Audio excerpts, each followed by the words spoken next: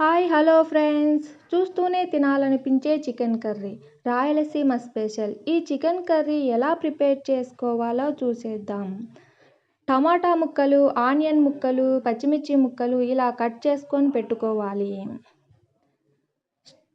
Stove మీద పెనం పెట్టుకొని ఆయిల్ వేసుకోవాలి.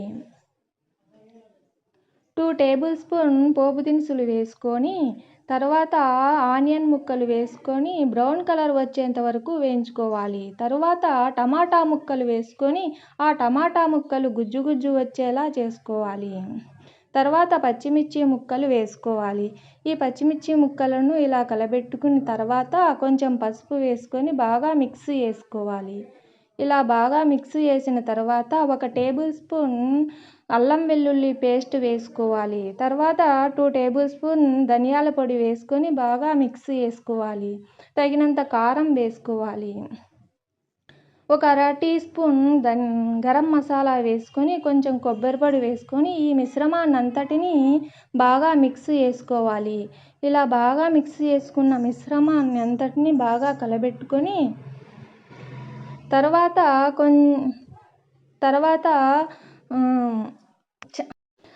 తర్వాత చికెన్ ముక్కలు వేసుకోవాలి.